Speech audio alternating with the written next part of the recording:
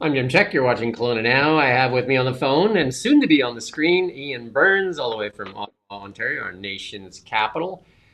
How are you doing this morning, Mr. Burns? I'm all right, still feeling a little bit ill, but and also concerned by how much you're hyping my appearance. People aren't going to be too disappointed when they see I'm just There an was ordinary dude. there was just a flock of seagulls, another good band that just flew by my head there in our live shot in behind us there. It wasn't seagulls, though. I don't know what it was. It was a flock of something, though. Uh, Kicking it off from our nation's capital, Freeland announces, like we knew that was coming, announces her liberal leadership bid, saying she's running to fight for Canada. She's had 9 years to fight for Canada, but now she's going to fight for Canada. Interesting. Unshackled by her new enemy, Justin Trudeau, apparently. Yeah, But so I think, if we can land an interview with her, we need to ask, because the questions I would have is, were you bullied into the carbon tax? Were you bullied into the GST thing? Were you bullied into the capital gains tax? And how will you be different than the Liberal Party has been for the past 9 years? yeah, I think her biggest problem, and this is what Mark Carney was trying to this is how Mark Carney's kind of sold his candidacy by, this ludicrous notion that he's an outsider.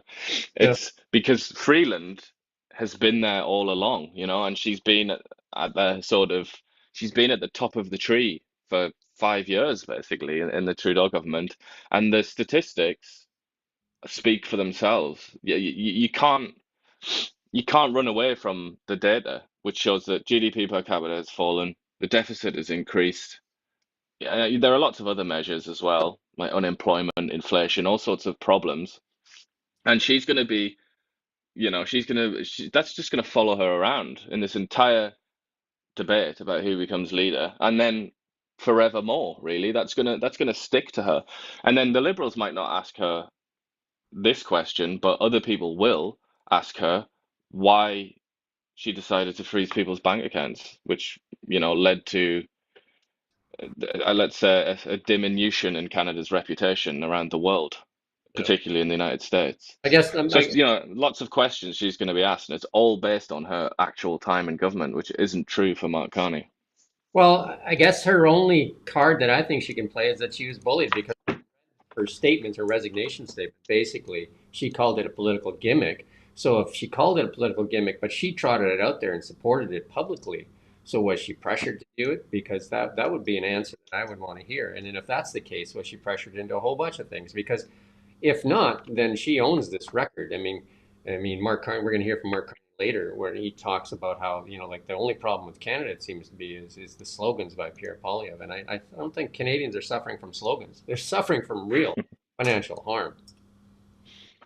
Yeah, well, it's gonna be very difficult for Christy Freeland because I think you got it right there. Those are the two options. Either she was pushed into it and she was unwilling, or she owns up to it. But both of those are bad because in the first instance that means that she's spineless and she just does precisely what she's told, even though she thinks it's wrong. And then the other option, she is the one responsible for overseeing this lackluster economy. So it's very difficult. But I also think it's a little bit cheeky of her, actually, the way that she's done this, because obviously she hasn't. Everybody knew she was going to announce her leadership bid, but she's not really going to do it, like with a speech and everything, and lots of people in the background pretending to support her. She's not going to do that until Sunday. So the only reason I can think that she's released this one sentence statement saying that she's going to run is to try and steal some of the attention from Mark Carney.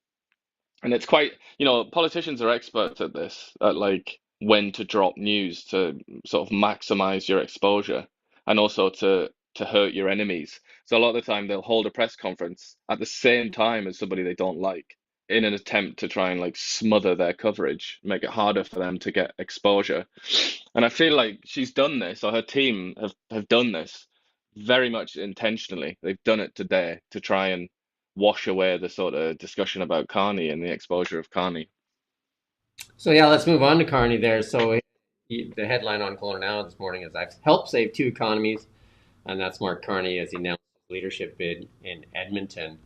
And then the next slide we have there, and we're going to see it in the YouTube video we're going to run here. Mark Carney's slogan is, "I'm in." And then in his next video, he attacks Pierre Poilievre because of three-word slogans. And I imagine "I'm in" is only a two-word slogan, so it's much better than a three-word slogan. How it works? Well, he's also, he's quite he's not being very modest, to put it lightly, is he? By saying I helped save two economies. Because like one of the things in successful candidacies is what's in it for the voter, and I think that's where Aaron O'Toole failed too. Because what's in it for the voter? The messaging, the messaging, and even the Trump's first successful presidency, the messaging was "Make America Great Again," which is in Stephen Harper's book. It said that's what appealed to Americans because it was for them, right? It was they get something out of it. Whereas Hillary Clinton's campaign was all about Hillary. And if you look at this slogan from Mark Carney, "I'm in," like he's like like Batman or Superman, and he's coming to save Canada, which he's been a lot of his advice is being used by the Liberals already. Save him from us, or save it from him, or save what? Um, Yeah, well, what we get in return as voters is this prestigious gentleman in charge of our country. What a great thing that would be. This with all the great experience he has. But I mean, to not be sarcastic for a second, I would say that the difference between him and Trudeau is profound, I think, and he's a smart he guy. is he's a serious cut above Justin Trudeau in every single way, I think. He's And the conservatives are gonna have to, in many ways, because I mean, he is the favorite. Let's assume he wins. The conservatives are gonna have to actually try to not sure. win again, rather than kind of not do anything, which is what they've been doing for the last year or so. Okay, so we're going to play a little clip here, and you're going to take me off the screen while we play this clip. This is his introduction, his first speech as running for Prime Minister. I was born in Fort Smith, and I've been in the room next door many times. Picture this scene. Pack of kids, team of kids, mites and house league. Go in there, get their gear on, go out on the ice. You're back in between the second and third period to warm up, and I can still hear the blades of the skates tapping on the floor as we try to get the blood flowing into our toes. I don't remember a January day like today in Edmonton when I was playing hockey, I'll tell you that. Now, I wouldn't have been there if it hadn't been for the love and the support of my parents. So we're going to play. That was unwavering. It was also supported and then we're going to play sometimes by my brothers who are here today.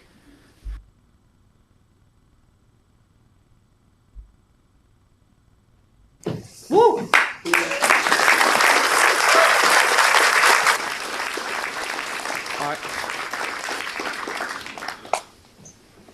I know. We can build bridges between each other. We can build the strongest economy in the G7. Canada is a proud nation of builders. And now, in these extraordinary times, it's time to build together. Thank you for your support. Let's go do it.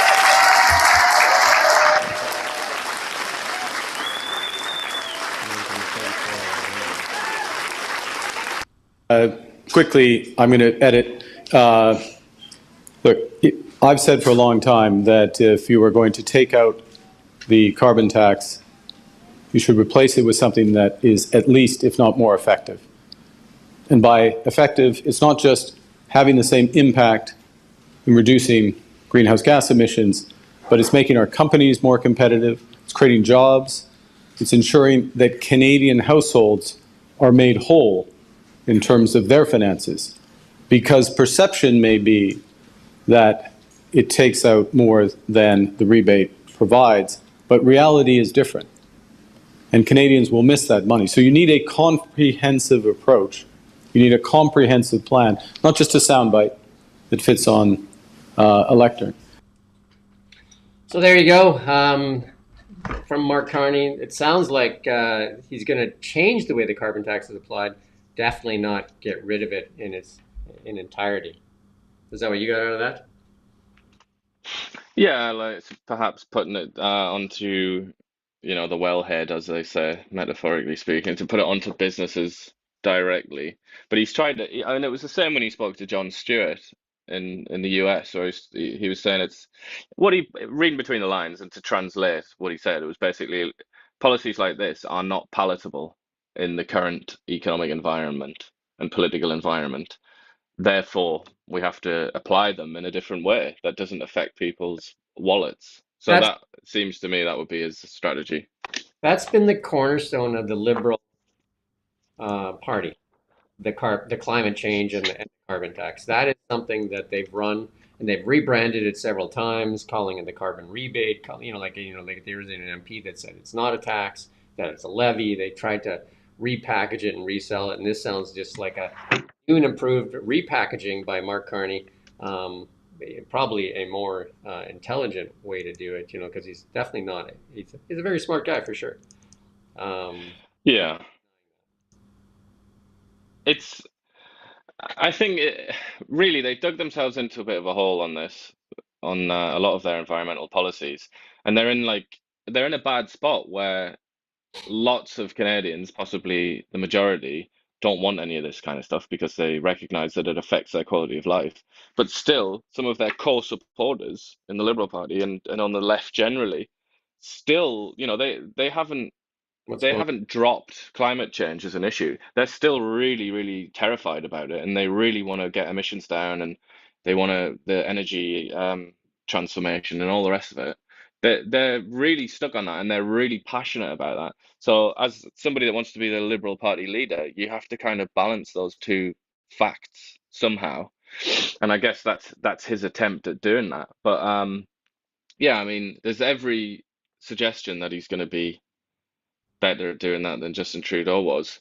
But also, I mean, you didn't show any clips from it there, but he did take quite a lot of swipes at Pierre Poilievre. And that's got to be something that's worrying the Conservatives because Justin Trudeau, his attacks on Poilievre weren't really very effective because he couldn't really land a punch on Poilievre.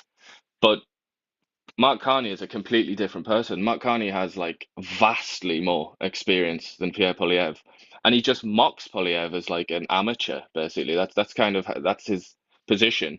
And Poilievre and the Conservatives are gonna have to come up with some kind of a retort to that isn't just referring to him as carbon tax Carney. At some point, they're gonna have to actually answer those questions, and they're gonna have to face the reality that their candidate is not really very experienced in anything else in life other than being in Parliament.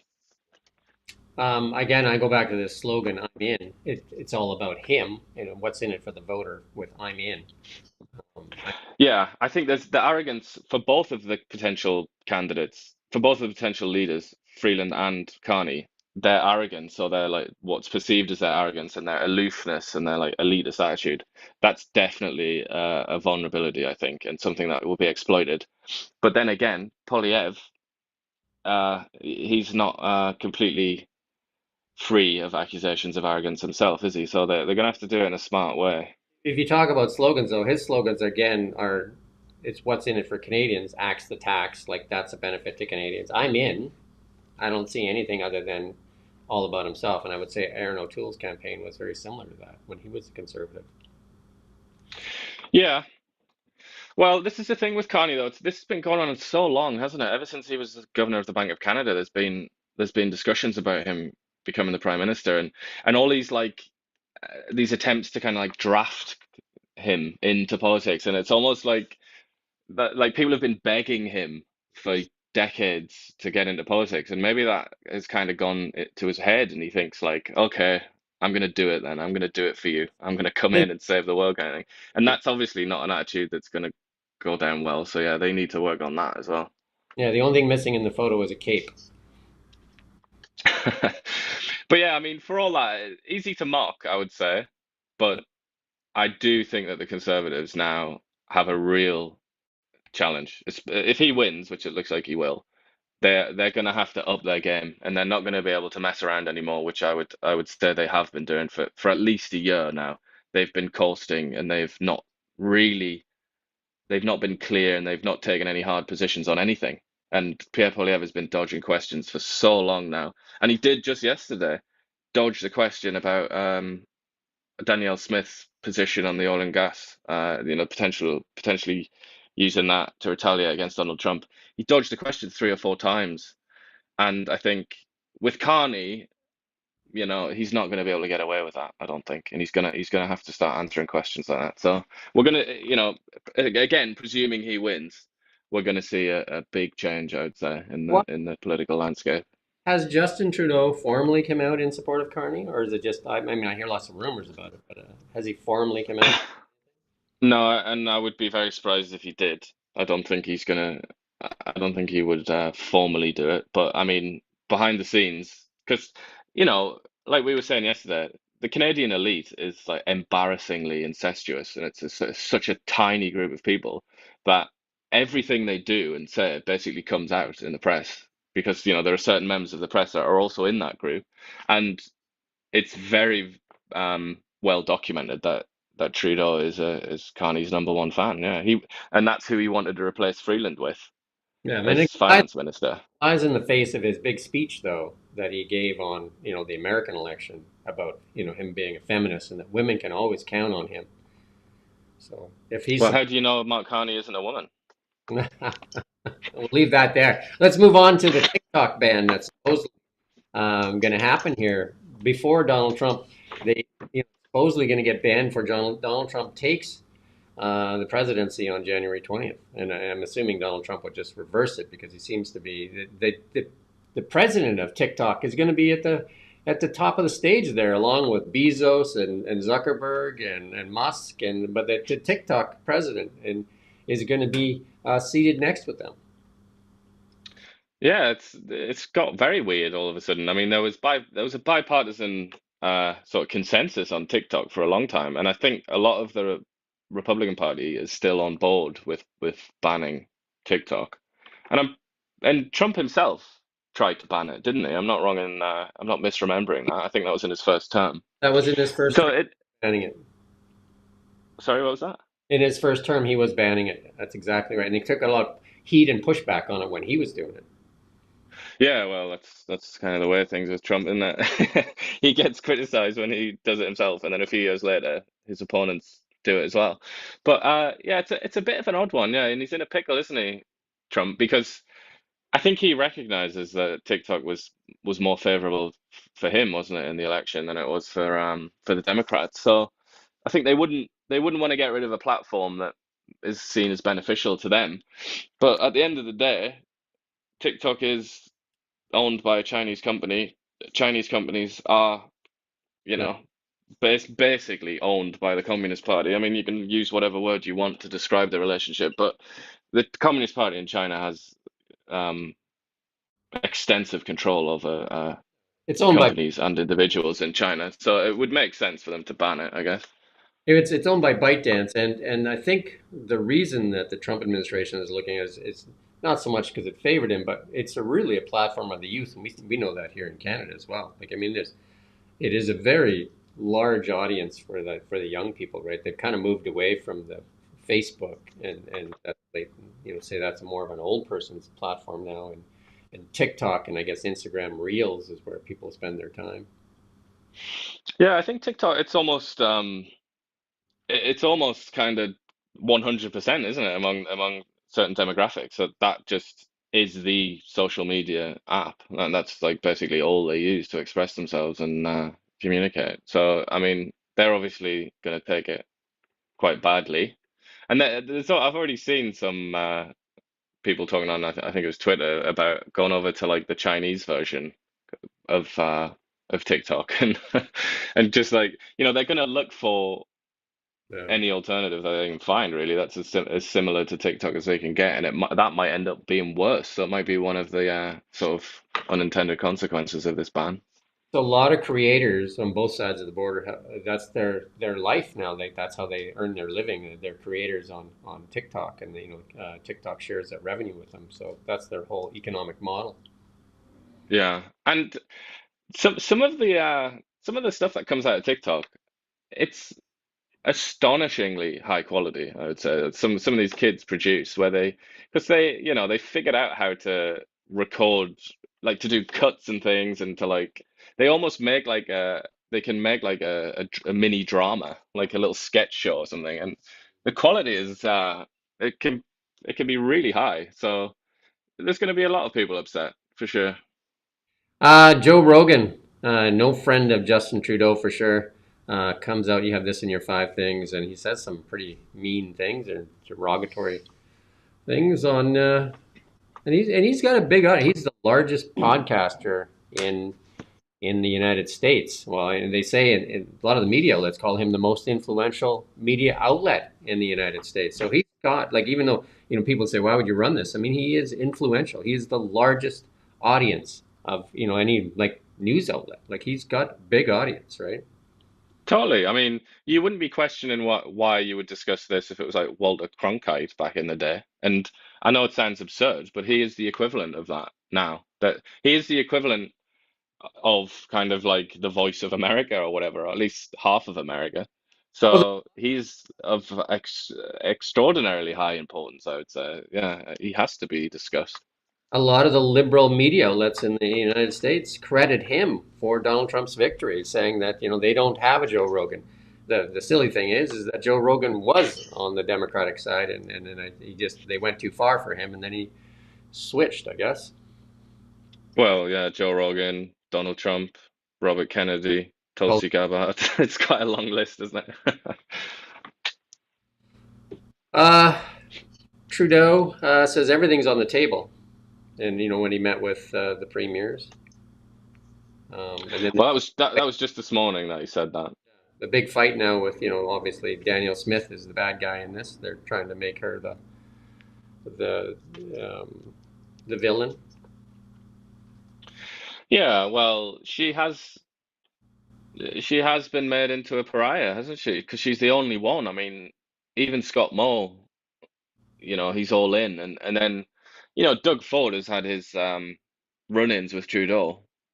He's really called him out on a number of occasions in recent years, but Doug Ford is like absolutely all in, isn't he? And he's like the sort of almost like he's almost like the prime minister at the minute, Doug Ford, isn't he? He's taking a lead on all of this. And I suppose he and the other premiers are quite annoyed that Daniel Smith is trying to put Alberta first. But, the context is important, isn't it? The context is that Alberta feels like it's been exploited for many, many, many years now. And that now, when suddenly they need Alberta, the people in sort of Ontario and Quebec, now all of a sudden they're coming and asking for favors. And quite naturally, she would say, she's not going to grant them. So, I mean, both sides, it's one of those intractable arguments, isn't it, where both sides clearly have valid points and they can't figure out a way to meet. So it's like a crisis within a crisis, isn't it? Not having an election, and the Liberal Party proroguing government has made our country country's leadership weak. And like you said, Doug Ford's filled that gap or trying to fill that gap. But there's a poll put out there that shows that a large chunk of young Canadians would join the U.S. in exchange for citizenship and assets in U.S. dollars. Like a lot of young people are really hurting, and this is the weakness that Trump is exploiting right now.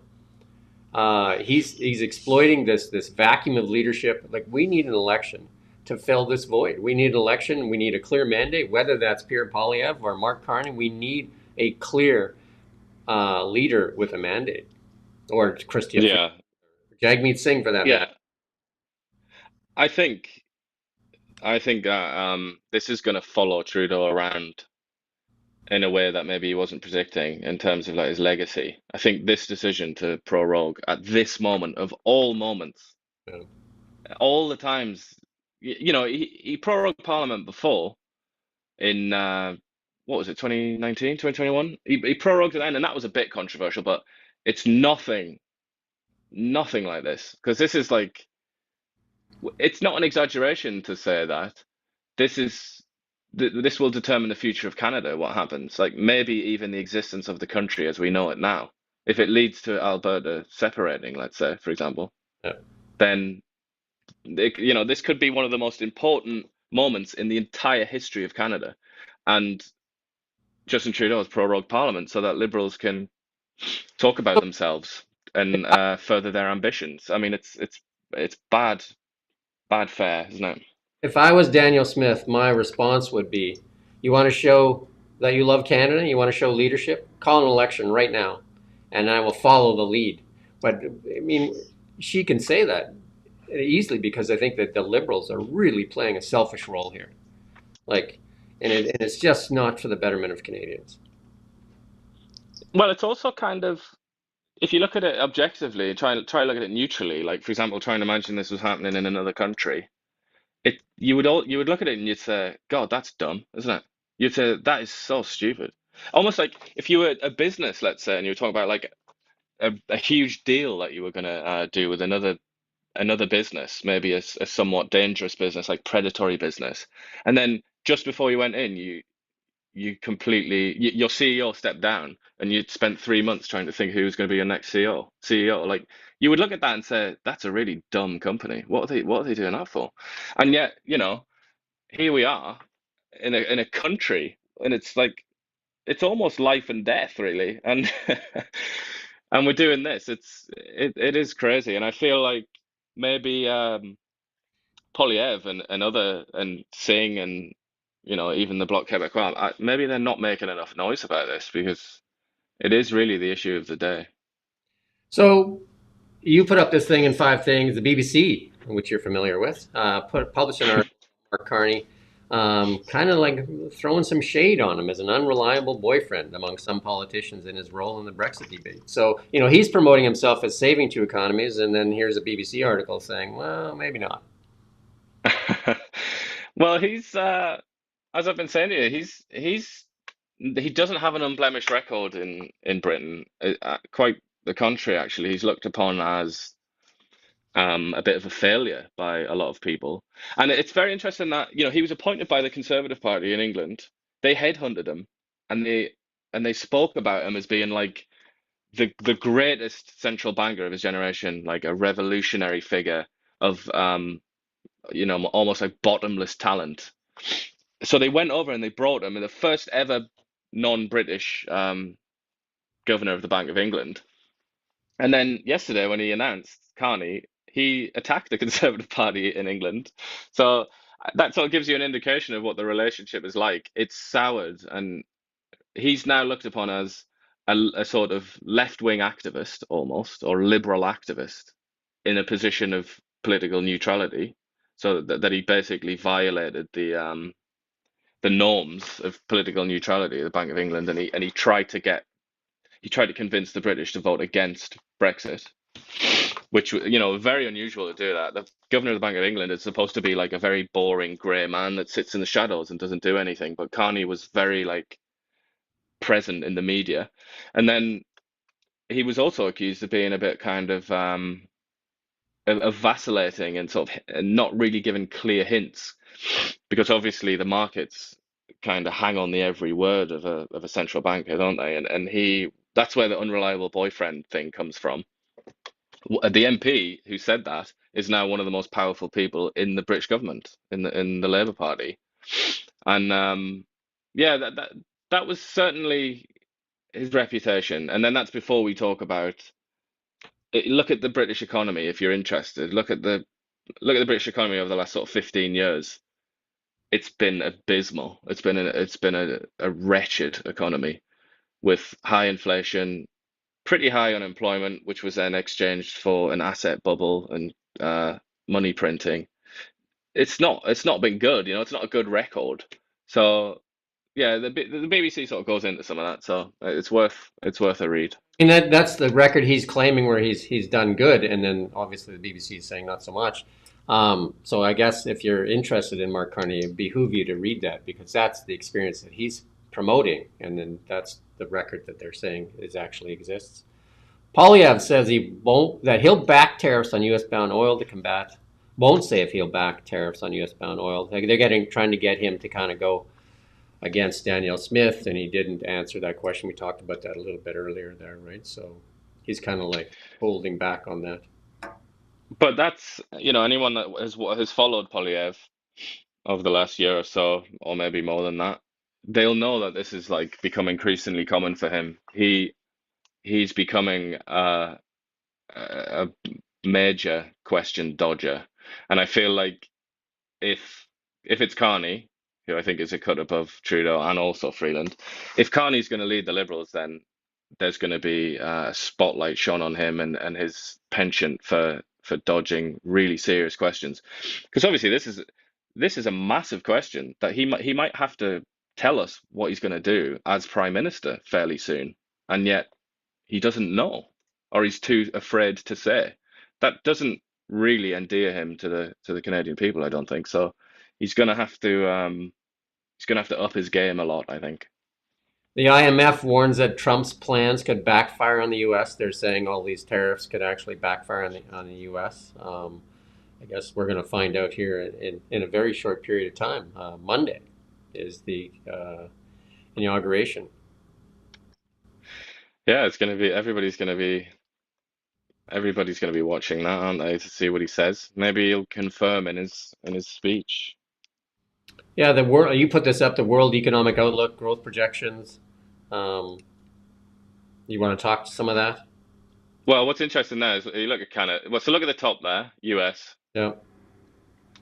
2.7% growth next year. Oh, sorry, this year, and 2.1 the following year, and then Canada 2 and 2, kind of undoes Justin Trudeau's favorite claim, which he's been making on his US interviews that he did at CNN and MSNBC, which is that Canada's economy is forecast to grow faster than any other advanced economy, including the US, and that was this year that he was making those. Oh, actually, I think it was over a 2 year period. Yeah. But the IMF, which is pretty much the most respected in the business for this sort of thing, does not agree. So that's the end of that claim, I think, for Yeah. the Liberal Party. The really negative ones, we're seeing that in Europe, though, right? And you've been talking about this for a while. Germany and negative, and then really slow growth. France, and like even Italy, like Europe, really having a tough time. And same with Japan and stuff like that. Just complete stagnation. I mean, the only positive one there is Spain, which has had Uh, something of a crazy kind of explosion of growth recently, the and Ger- under a socialist party as well, which is quite confusing to a lot of people. the Germans, the auto manufacturing is their biggest hit. Closing plants, and the Chinese automakers really making a play. And it sounds like that there's Chinese have invested in many of the German automakers too, and it sounds like they're going to make more investment into the German auto market. And that's the way for them to get into the German auto market to begin with. Like they make investments in some of these well-known brands, and they've got investment in many of them, and it doesn't look good for the German automakers. Yeah, well, those European economies, the two big ones there, Germany and France, and then Italy, which is the next one after that, they are all very, very seriously sick, aren't they? I mean, just look at those forecasts, and that's you have to bear in mind as well that sort of running alongside that is the demographic disaster of Europe, with everybody basically retiring, not enough young people to work to pay their pensions, and just everything that follows on from that, the sort of demographic disaster that a lot of people have been warning about. Germany is really, really far down that road, and that's another crisis that the Germans are going to have to deal with. It's kind of like an omni crisis for the Germans. It's like everything that they'd relied on is falling apart, and it's going to be, that's absolutely a country to watch, I would say, Germany, to see how they deal with all these crises. Premier David Eby has been relatively quiet in all these tariff threats. No, we're not there yet, Rommel. He's been relatively quiet on these threats, and he's come out and said that these threats could cost the BC economy $69 billion. And he said it's his number one priority. One of the thoughts that I had, like oil and gas from both Alberta and BC, is one of our number one producers of our GDP. And if we would have built the pipelines to our coasts, to Quebec and to our British Columbia coastline, we could be finding other markets for our oil and gas other than the United States too, right? That's kind of back. Well, that is what Polyev said yesterday while he was in the process of dodging those questions and was too afraid to give his own view.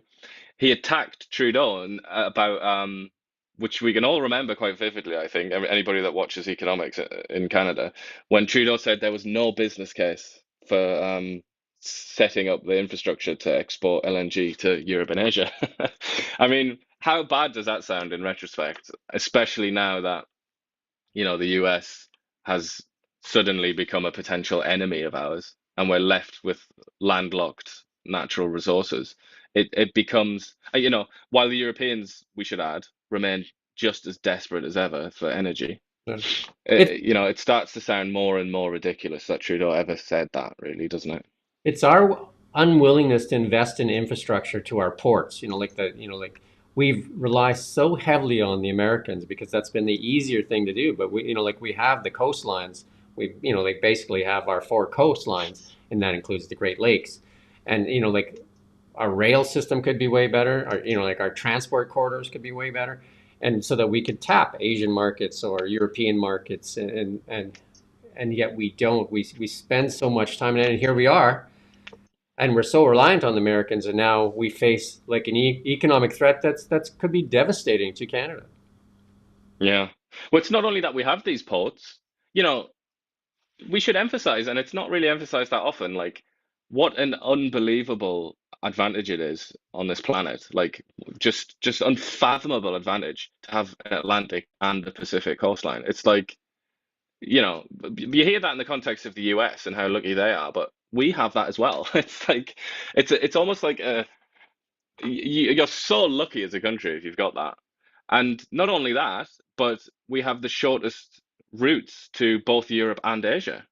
because of the way that you kind of sail north, really, don't you, to go around to sort of go over the curvature of the Earth. So we're Like closer to Europe and Asia than the US. So theoretically, we could sell them gas and oil cheaper than the Americans could. yeah. And obviously, the Americans are selling it at least to Europe. So, but yeah, I mean, one potential advantage that could come from all this is that Canada or the Canadian people stop taking it for granted that the country will always be rich and start to realize that we actually have to do some things that maybe a lot of people don't like.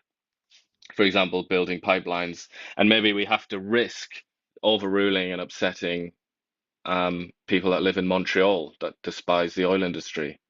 Maybe it's just going to have to be done. And also Vancouver is another example because our national prosperity depends upon it. And I think it's beyond prosperity now. It's also national unity. And that's what Danielle Smith should remind us all of. Like Canada could break apart. It could cease to exist as we know it. So if the alternative to that is to just, get our natural resources out of the ground and sell them around the world, then I think that's the better option.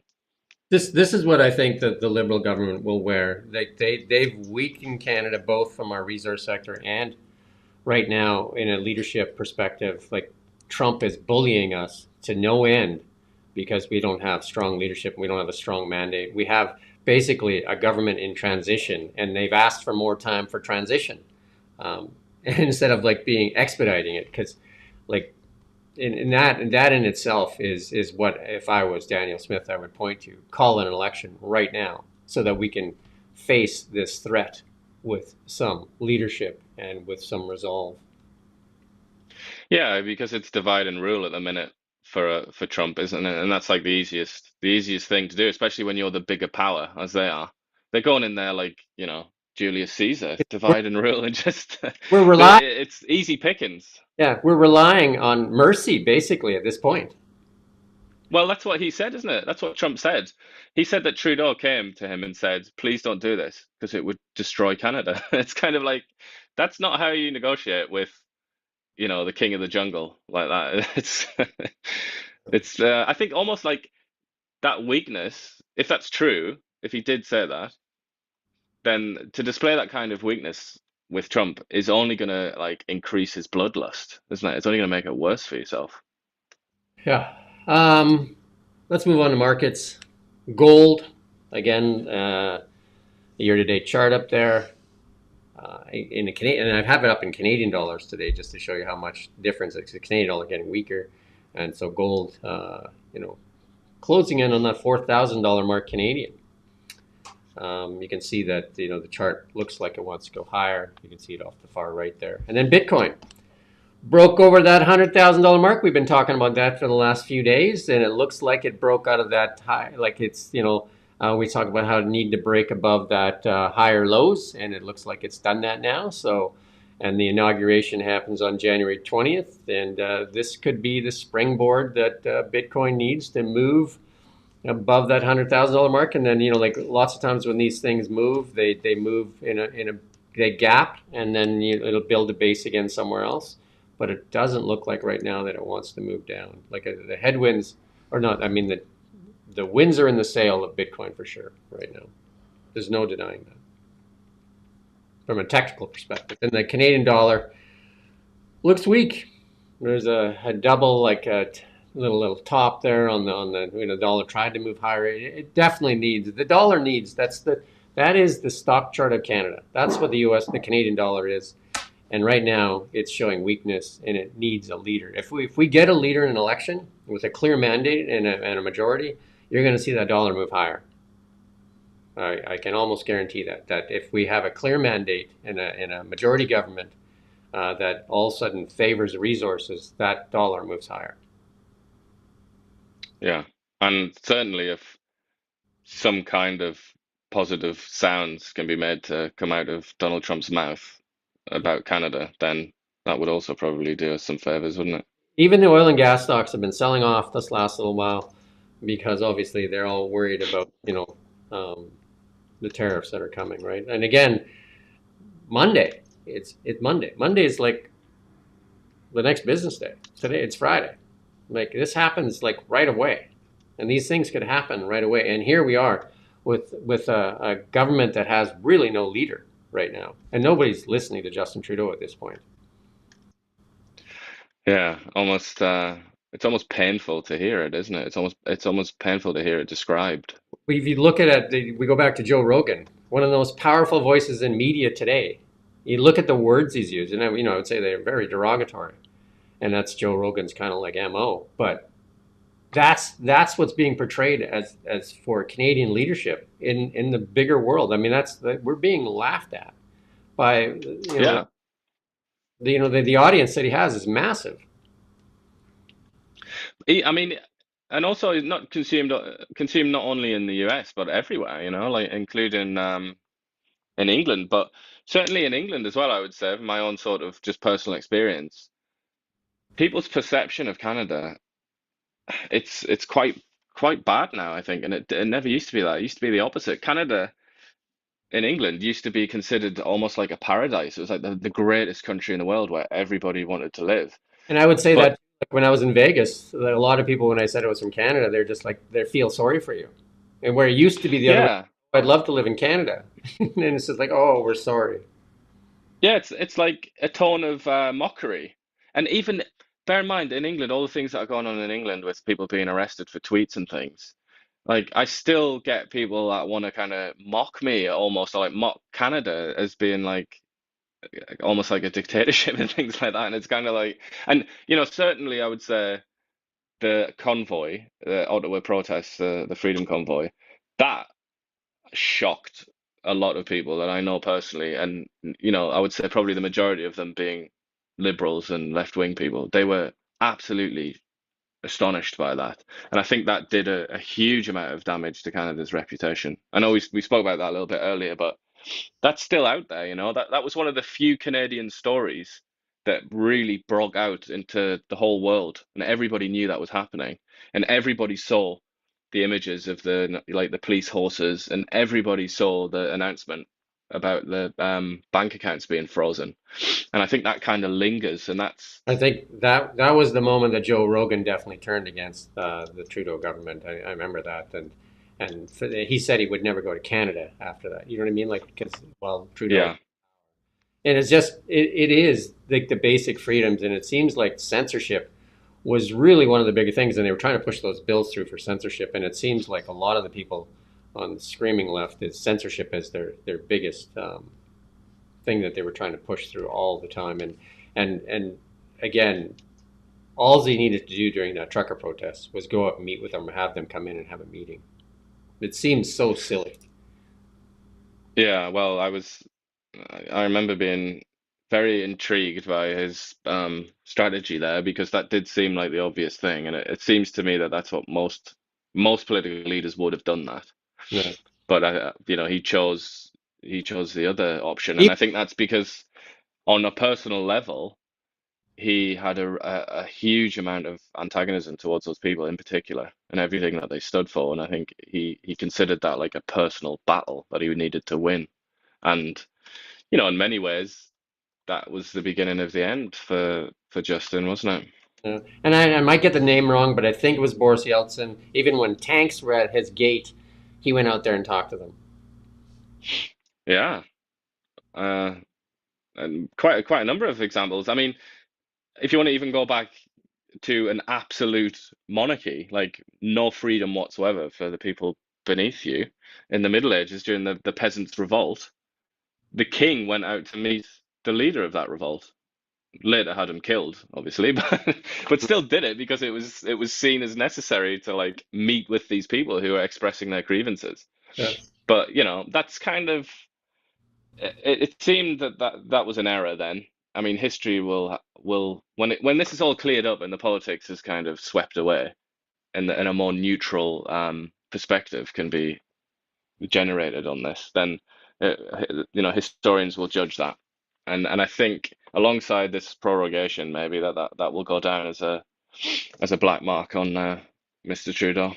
Well, let's move on to some uh, better stuff, or like more, I guess, positive. NVIDIA CEO Jensen Huang opened the CES by saying AI agents are likely to be you get this word here, multi-trillion-dollar opportunity.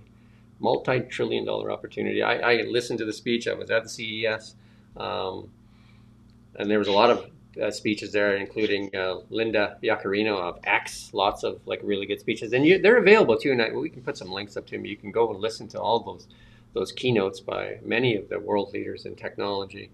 But a multi-trillion-dollar opportunity, and this is where some of the good stuff, some of the good news. We just talked about the economy, but there is a financial model for a better world with all this technology that's coming. It is pretty amazing in that regard, and we're going to show you some of that technology here. We're going to show you, and this is from the CIA director nominee John Ratcliffe saying, "There's only one country in the world that can parallel park a 200-foot rocket booster. The Chinese can't do it. The Russians can do it. We can do it." You notice that he didn't say Elon Musk can do it because SpaceX is a military contractor for the United States, and it means that it is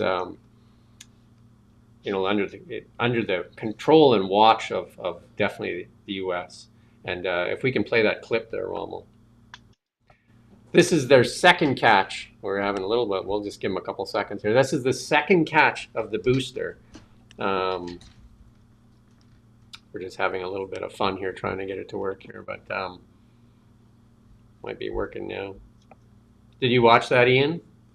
The second booster? I didn't know. I'm eagerly anticipating the video beginning. Equally like plays with some of the buttons there. Yeah, and then they didn't have as much luck. We'll see, let them keep playing there. They didn't have as much luck with the Starship because that's the booster they caught, but the Starship did explode. So that Yeah, I saw that. and we were talking about like somebody was saying, oh, well, we could use the Starship to get somewhere from instead of like 5 hours to get somewhere, it could be 25 minutes if you use the Starship. But the disadvantage to that would be, the Starship blows up, right? I think they would. Yeah. Oh, No, you're gonna want to have we the got safety down. coming. Look at this. You can go full screen if you can.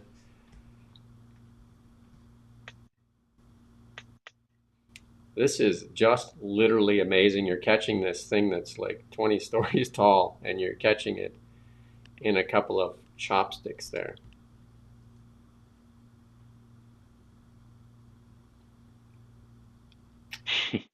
Pretty impressive.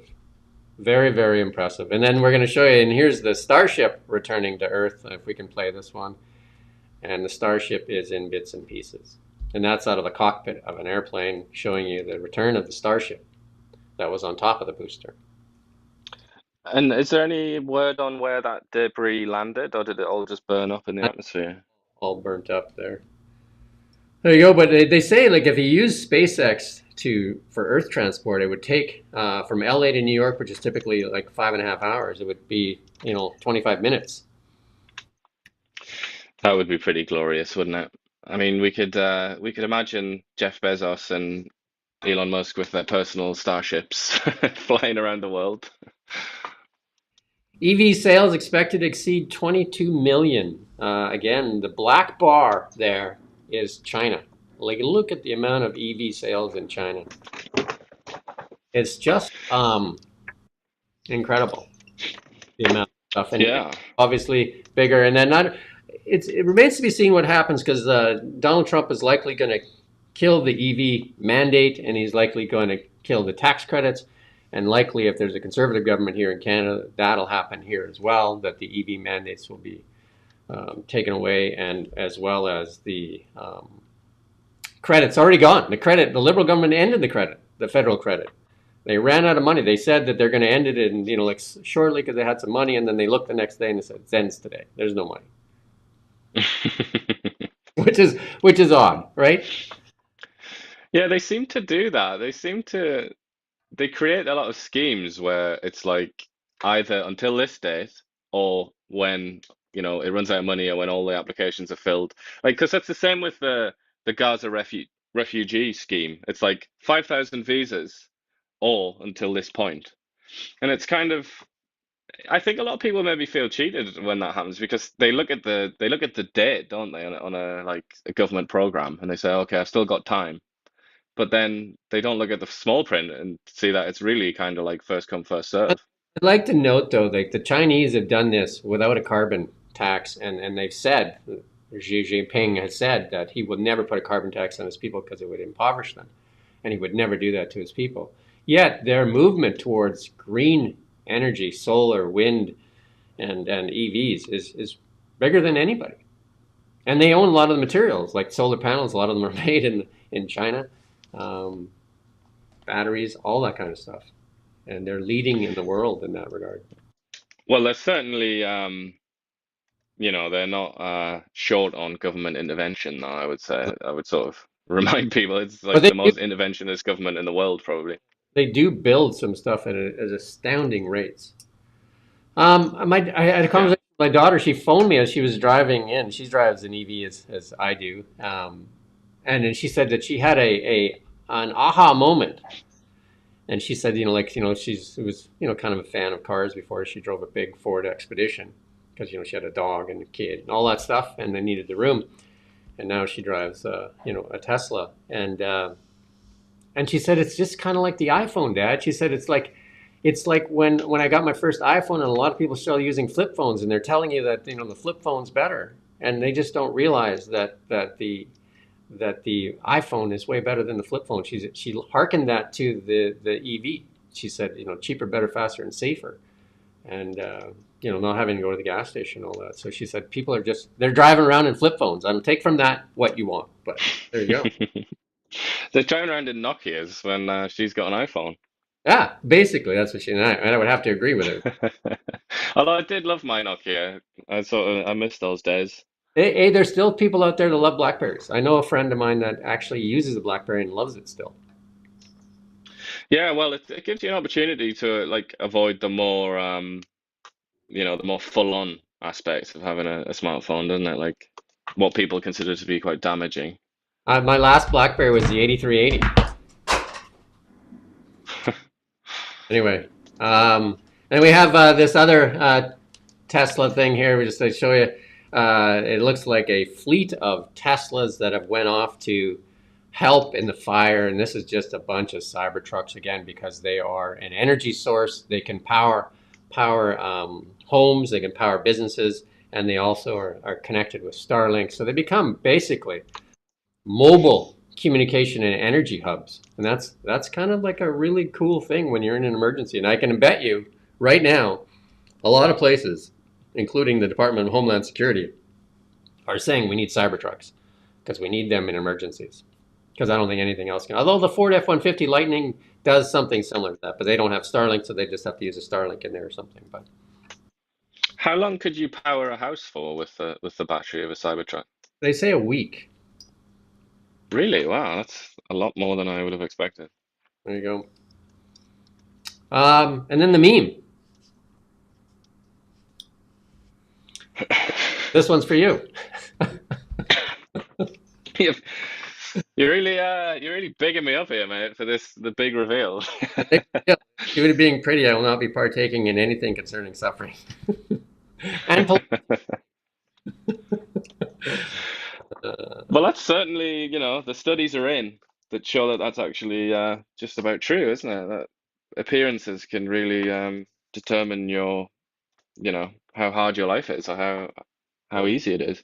and So it's then a true meme. and the good news, I don't have an image here, but after the prolonged conflict in Israel and Hamas, they're close to finalizing that ceasefire deal. So hopefully that thing holds, and that's the end of all that suffering that's Yeah, happening. that would be lovely. I mean, the hostage families, they're feeling pretty much like they've been tortured now because they I don't think even yet been told how many of them are alive Close. because they also trade for like bodies as well. So that's they're all sort of really desperate to find out. So January 20th, he said that he's going to end the Hamas war and the hostages returned, and he also said the Ukraine war's ended. So Monday, Yeah, we're gonna find out. Monday is not too far away. Lots of promises. Yeah, I wonder where Danielle Smith's gonna be sitting. It'll be interesting because I don't know any other politicians that are going from Canada. That's the only one I've heard of. I imagine Jordan. Yeah, I'm not sure. Yeah, Jordan Peterson, ambassador to the US there, maybe. And I'm sure that Kevin O'Leary's going to be there, isn't he? Yeah, so there'll be some Canadian representation. Um, maybe Danielle Smith can save Canada. Maybe she can beg for mercy for us. I don't know. We need I a. think she tried that, didn't she? Well, we'll see. We shall see. Anything else you want to cover off today? I think we've done just about everything. I mean, one thing that we didn't mention earlier when we talked about EB, which I found very interesting at the time, but I haven't had a chance to write anything about it, is that he basically threatened or suggested that BC might cut off access to Alaska for Americans that want to drive up to Alaska. And I just thought That would be. nobody really seems to have picked up on that, but I think that's pretty huge, isn't it? I mean, that's like I that's a think big threat. that would be that would be one line too far across, probably, because that would be. I mean, the retaliation on that one would not be good. Yeah, well, this is why I question the wisdom of Trump's strategy here because if he pushed Canada too far, then it could spiral, couldn't it? It could spiral in both directions, and it would be Yeah, very, very, very bad for you the have US as well as Canada. you have to remember how fragile we are right now with this division where we have no clear leader and have so much of the population, like you're saying, the young people. The poll says they would rather become Americans and deal with this. I mean, there's been a lot of people frustrated, and the polls show that for the last 9 years, people want change, and this proroguing the government is very selfish and doesn't provide Canadians the voice they're asking for. Well, what it does is allows things like that to kind of emerge, like what's happening with Danielle Smith, EB saying maybe you're not going to be able to drive through BC to Alaska, Doug Ford saying various things. It allows for that kind of uncoordinated, scattershot approach, which I think is actually scaring people maybe more than it is reassuring them. Definitely not helping. I can guarantee you that. Yeah, Anyway, you really need a central force, don't you?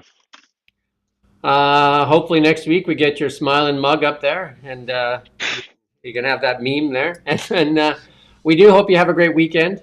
And, like hopefully the weather's not so bad and you can get out and enjoy it. And if you're going up the ski hill, enjoy that as well. And we'll be back here Monday. And we do thank you for watching Kelowna Now. We don't just report the news. We live here too. We're your neighbors, bringing you stories that matter to all of us. No government funding, no outside influence. Kelowna Now, local, independent.